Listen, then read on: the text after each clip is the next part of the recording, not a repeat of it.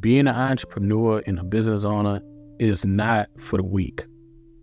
There's some high highs and low lows. You hear me? Welcome back. It's your boy Chris Wright. And this is another episode of a Quick Little Word podcast. So straight into it. We not going to sugarcoat it. We going to keep it a buck. You hear me? And I want to talk about like how being an entrepreneur and being a business owner is hard. It's hard work, and it's frustrating at times because on one end, it's like you want to work for yourself, but I don't think people really understand what working for yourself means. You work a 9 to 5, a regular job, you hear me? You have time off, you know what your money gonna look like week in and week out. But when you're in a position of being an entrepreneur and a business owner, you don't know none of that. None of that's guaranteed. A regular job, you stand to work at minimum possibly 40 hours a week.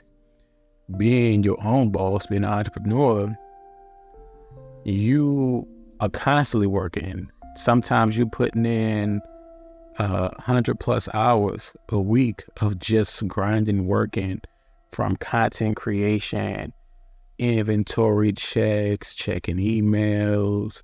If you're a person like myself, everything falls on me, from editing everything, reaching out to people, things like that. So you have to be mindful that this is not for the weak. This will cause a lot of people to quit, and gracefully. And I respect it. I respect people who have given entrepreneurship and content creation and being a business owner a shot and ultimately decided, I'm going back to work. I don't think nothing's wrong with that. I think having a job, just having a 9 to 5, I think is cool. There's nothing wrong with having a 9 to 5. We need the world to go around. Everybody can't be, their own boss, if that makes sense.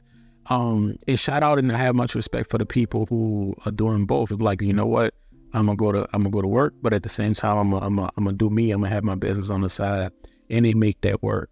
But one of the things that I think isn't talked about enough in this entrepreneurial space, especially being a small business owner, is that everybody's not gonna like you. Everybody's not gonna like your content. Everybody's not gonna like your product. Everybody's not gonna like your services, and that's completely okay. And you have to be okay with that. I think so many people get discouraged because when they release something into the world, they want everybody to just be in awe and love it. And that's not the world we live in. Some of the best brands, the biggest brands, and the biggest companies have bad reviews on some product. Some people complain about something, but they still strive, they still go, they still move forward. And you have to too. If you want to be in this field and you want to be your own boss, you got to be prepared to not be liked. People may not like you as a person, so they don't like your business. They may not like your business. You hear me? And you got to be okay with that, because we can't predict how something is going to be received. And, I think so many entrepreneurs, as an entrepreneur, you have to have thick skin. So I think so many people, when we live in the social media and the digital age, when people see, you start reading comments and people are like, oh, I didn't like the product, or I don't like the person, for whatever it is. It can be something completely irrelevant. You hear me? Like, them not liking you or liking your product can be completely personal. You know what I mean? But there's going to be a group of people, that person and people in the comment section, that just hate you, that just hate what you have going on. You got to be okay with that and cater to and focus on the good and the people that's rocking with you and supporting you and that like your product and that like your service. Because if not, you're going to let the negative and the naysayers literally bring you down. So in order for you to not get so caught up in that, you have to just trust in you, trust in your business, trust in your brand, and provide great customer service. And that brings me to my next topic. I think when it comes to small businesses, especially small Black-owned businesses, one of the crucial and critical things I think we lack is great customer service. Customer service, when it comes to a small business, can make or break you. Because unlike with big brands, you know what I mean, they can afford to lose 5,000 customers. You know what I'm saying? From having bad customer service. I'm not saying that's a good practice by no means, but they can handle that loss. As a small business owner, though, losing a customer over poor customer service is tough. You know, because once that snowball effect hits and things start rolling because your customer service sucks, it'll make or break your brand. And that's something we have to focus on. Watch YouTube videos if you must. Focus on like connecting with people, being professional, being thoughtful, being understanding. That's not to say that the customer's always right. It's just about responding to emails in a timely manner. Make sure like you have that on your website as far as like the time frame for someone to expect a response from you or from someone in your company, your brand. That way they can know to expect a response within 72 hours. You know what I'm saying? If they email you and they outraged, they upset, and they probably cussing you out, it's probably tempting to match that energy. However, you have to remember that you're a professional and you're a business owner. Be kind, be respectful, and respond to the email. Now, when they take it to social media, and this is why this is important, because if they take it to social media and they try to assassinate your character, assassinate the character of your business, and say that you did X, Y, and Z, X, Y, and Z happened, you got the receipts to prove it via email or through direct message. However you communicate with people. I always encourage people to communicate through email with your customers and your clients. And again, be respectful. You're not going to please everybody, and the outcome is not going to always favor the client. But the one thing you can always say is that my customer service was great. It didn't work out. They were still mad, but I offered and did the best that I could to come up with a solution. Customer service will make or break your brand.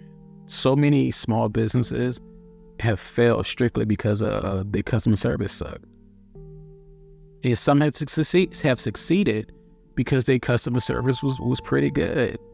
You know, I've seen countless times people was like, hey, like, I'm supporting that business again because I appreciate the customer service. You know what I'm saying? Like, I emailed them about an order, and they got back to me. They professionally took care of it. It's no way that people are ordering from some of these small brands and businesses and saying that not only has it been months since they placed their order, but they haven't received a response to an email they sent, multiple emails that they sent. That's ridiculous, and that's what gives small businesses a bad rap and a bad name. It makes people kind of skeptical when it comes to supporting small businesses. So keep that in mind. Your customer service can make or break your brand. You hear me? So treat people with respect. Keep it cute. Keep it professional. Handle your business. You know, make sure your emails are formatted decently and correct. You don't want to come off and seem like when you emailing people like, you know, you're a scammer, nothing like that. Just keep it, be professional, and make things, you know, look as up to par as possible. The next thing is I want to talk about is It's being consistent and showing up for yourself. A lot of people, they dibble and dabble. They only show up at certain times of the month, certain times of the year for themselves and for their business. You have to show up all the time, even when you don't feel like it. You hear me? Like today alone, at the time that I'm shooting this current video, I literally shot about 30 short form content videos for my personal brand and for my business. That's a lot. That's a lot. And anybody that's into content creation knows how time consuming that is. So not only did I record those 30 videos, now I'm sitting recording this podcast videos. All of this has to be edited. All this has to be edited.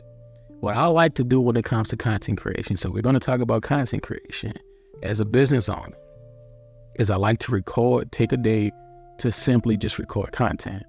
Whether it's me recording my personal videos, my motivational videos, as well as like maybe product videos, which mostly my product videos, my motivational videos, because I'm wearing the product. But product videos, motivational videos, everything is shot in one day.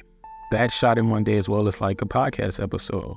I shoot it all in one day, multiple takes. It can take anywhere from an hour and a half to 3 hours plus, just to get all of those videos recorded and done, because again, you have to take multiple takes. It takes time. If you solo dolo, everything falls on you. You know, you got to charge batteries, charge computers and tablets and things like that. But take a day to simply just record the content. Don't focus on editing or nothing like that when it comes to your content. Take a day, batch record, and you're done. Just record everything, and then take another day and batch edit. Editing is the hard and longest part of it all, in my opinion, because one 30-second video, 60-second video may take 30 minutes to an hour to edit, depending on your skill level and how good you are. But when you tweaking and you adding background music and you taking this out and you clipping this, it takes time. It takes time. So you have to show up. You can't say I'm gonna post about the business today and then take 2 weeks off. And that's not me saying not to take breaks, because I think it's important and healthy to take breaks from social media. Business owner or not, I think it's just healthy. But what I'm talking about is literally you post about your business today and then you don't post about it again for another month. People forget easily. We living in a time with like attention spans are just like shot. They just not there. You hear me? You have to literally be on it, and it's gonna aggravate and upset some people. Some people gonna block you, but you gotta show up and you gotta put your name out there. You gotta put your product and your voice out there, your service out there. You gotta, especially like if you're a person that's marketing yourself, you gotta show up for you first. You gotta aggravate people. You can't be scared to promote yourself and promote what you got going on. You hear me? You gotta be annoying a little bit. And people gonna probably make videos and say, oh, I blocked them because they was annoying. I got tired of seeing them. I got tired of seeing what they was promoting and about their business. And that's okay, but you gotta show up. That's why I say it's not for the weak, because sometimes people get into this and get lazy. They just think everything is supposed to be handed to them and given to, and it's all supposed to happen overnight. Everybody not fortunate enough to go viral in within the first week or two of them like uploading and posting something, and people just flock to them. Sometimes it takes people years to become an overnight success. But those people never gave up and they put the time in. They showed up for themselves. This is not for the weak. You got to take the highs with the highs and the lows with the lows. You got to take it all. You got to keep showing up. Even if you only get 1 like, 20 likes on a video, or maybe only 20 people saw it, that's 20 people that didn't see it before. You hear me? You have to show up and keep being consistent. Only you know what the end goal is and what you want from being a business owner, being an entrepreneur. So you have to show up for yourself first. Don't get weary because you didn't uploaded 100 videos to YouTube and ain't got 1,000 followers. Listen, I'm I'm telling you what I know. I'm speaking from personal experience. You hear me? Don't get discouraged because you've been on Instagram and TikTok for years and you ain't even got 5,000 followers. Keep showing up, man. People see you. People see you. And eventually they're going to really see you and know you. They're going to know your brand. You hear me, man? So again, when it comes to this entrepreneurial stuff, man, and this business owner stuff, you just have to ride the wave. You have to support you. Even when nobody else is, you have to believe in you when no one else is. You know, I've been on this journey for a while, and I know that that lightning in the bottle that's coming, that blessing, that breakthrough is coming. But this is who I am. This is what I do, and I think you should not give up just because things didn't happen overnight for you. I think so many people quit because of that. They see that, oh man, this person started after me, and like now they're ahead of me. Like they got all of these followers and their business is doing great. So that's not true. That's not your journey. That's not that's not how your story was written. And you got to be okay with that, man. You got to be okay with that. But continue to show up. You know, make sure your website is up to date. Make sure it's user friendly. Make sure your website, that's the next thing. Make sure your website is user friendly. You hear me? Make sure that it's compatible with mobile, because most of us are on our phone. Most people are using their phone to shop and search the internet and things like that. So make sure that if you have a website, that it is up to par, that it looks good, it looks clean, it's not bulky looking, everything matches as far as photos go, and that it's easy to use. Make sure there's not no lagging in your website and things like that. You want to make it as easy and as simple as possible. I know some people get caught up in like, oh, I want my website to be so cute, it's so pretty. Having it as simple as possible is probably going to be better than it looking pretty. And when I say pretty, I'm talking about in terms of like, you know, you want butterflies to fly across the screen when the page first load or something. Nah, like keep it simple, make it look good, but make it easy for people to use. The user experience has to be up to par. You hear me? So make sure your website is on game, and don't. I mean, I'm not one of those people who really care for the drops, because people forget so soon. So like when people do like the pre-orders, I'm not a pre-order type of person. Like I don't like the pre-orders. I feel like pre-orders are cool if you have a standing website that people can still shop while they pre-order something else. But like if your entire business identity is just pre-orders, so it's like you drop something monthly, I don't think that's a good business model, because people move on quickly. People forget about brands fast. You hear me? So like, be mindful of that. Don't have people DMing you to order things. Like, don't be that business that's like, oh, if you want to order something, DM me. That's tacky. Websites are pretty inexpensive, whether it be Shopify, things like that. But get a website. Get an Etsy, something like that. Anything anything is better than having someone DM you to place an order. It's unprofessional. It's risky.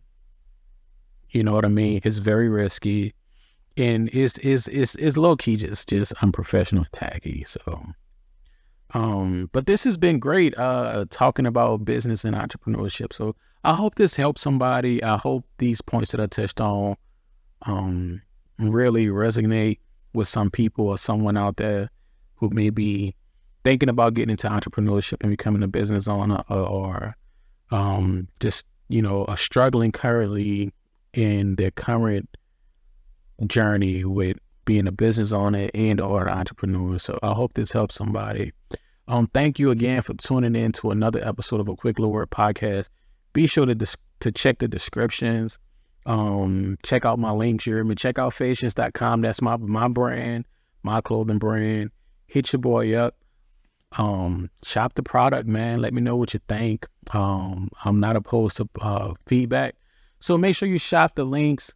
Check your boy out. Send it to somebody. Subscribe, like, comment, all of that good stuff. And until next time, peace, love, and happiness.